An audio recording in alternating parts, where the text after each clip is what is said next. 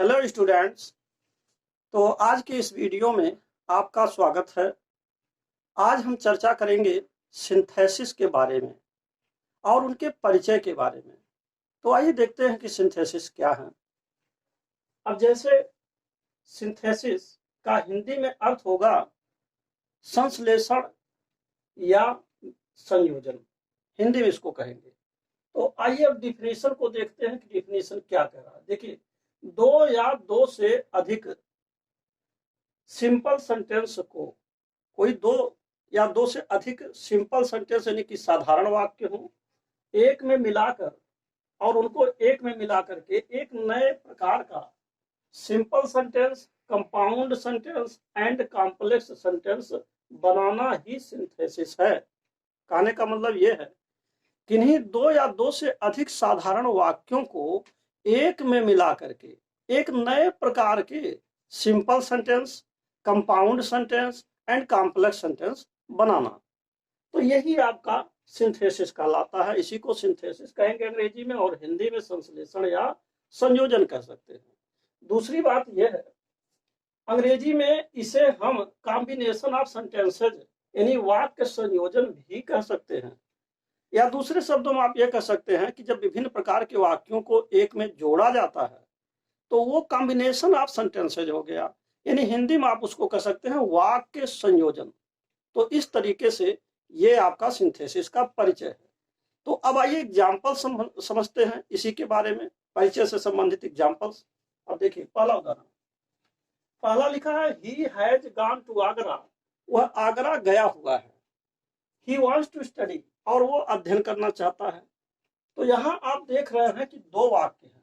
पहला वाक्य आपका ये है he has gone to Agra, दूसरा वाक्य वांट्स टू स्टडी, ये आपका दूसरा वाक्य है। और जब दोनों ही वाक्यों को, और दोनों ही वाक्य साधारण हैं यानी कि सिंपल हैं, और जब हम इन दोनों को एक में ज्वाइन करके लिखते हैं कि he has gone to Agra to study, अब अर्थ में कोई अंतर नहीं आ रहा, अर्थ समान रूप से यही दे रहा है कि वह आगरा अध्ययन करने के लिए गया हुआ है। चाहे आप इस तरह से कहिए कि वो आगरा गया हुआ है, वह अध्ययन करना चाहता है, और चाहे आप इस तरह से कहिए कि वह आगरा अध्ययन करने के लिए गया हुआ है, तो अर्थ में कोई अंतर भी नहीं आया।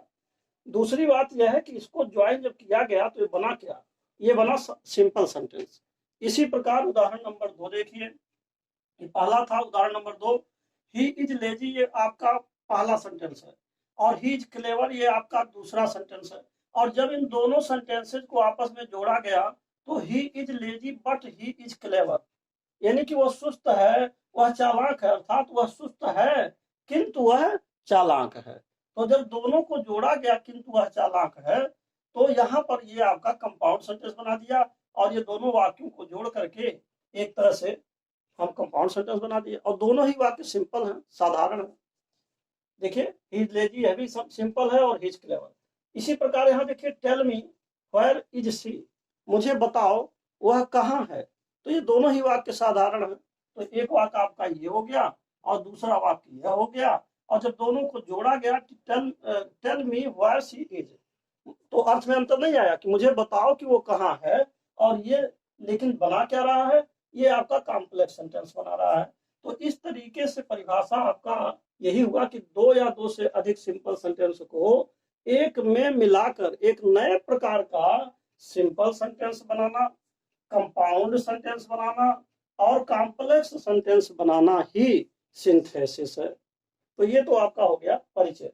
अब बात यह है कि सिंपल सेंटेंस बनता कैसे है, हम इसका निर्माण कैसे करते हैं। तो आप देख रहे हैं कि सिंपल सेंटेंस बनाने के 8 नियम हैं, और कंपाउंड सेंटेंस बनाने के 4 नियम हैं, और जबकि कॉम्प्लेक्स सेंटेंस बनाने के 11 नियम हैं।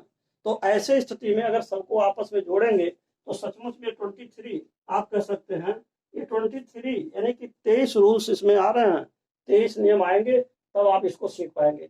अब मैं आपको ये बताऊंगा कि सिंपल सेंटेंस बनाने के जो 8 नियम हैं उनका हम विस्तार से अध्ययन कराएंगे कि 8 नियम कौन कौन से हैं और किस तरीके से सिंपल सेंटेंस बनाया जाता है। तो अब आप देखिए सिंपल सेंटेंस के 8 नियम। तो अब आप देखिए सिंपल सेंटेंस के बारे में। तो जैसा कि लिखा है सिंपल सेंटेंस बनाने के निम्न 8 नियम हैं।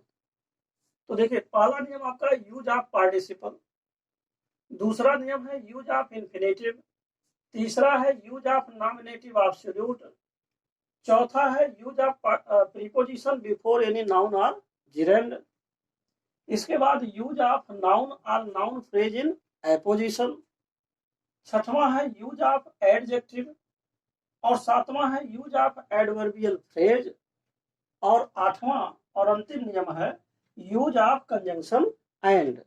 तो इस प्रकार आप देख रहे हैं कि सिंपल सेंटेंस के बनाने के ये 8 मुख्य नियम हैं।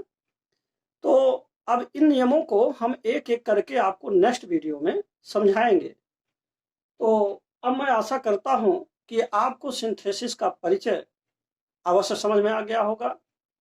तो अब इसके साथ ही साथ ये वीडियो यहीं पर समाप्त होता है, और अंत में मैं आपसे यही कहूंगा कि यदि आप मेरे चैनल पर पहली बार हैं तो कृपया मेरे चैनल को सब्सक्राइब अवश्य कर दें, साथ ही साथ बेल आइकन भी प्रेस कर दें, जिससे कि जो भी नए नए वीडियोज सिंथेसिस से रिलेटेड मैं बना रहा हूं उसका नोटिफिकेशन आप तक पहले पहुंच सके और आप उसका समुचित लाभ भी उठा सके। And finally, thanks for watching this video.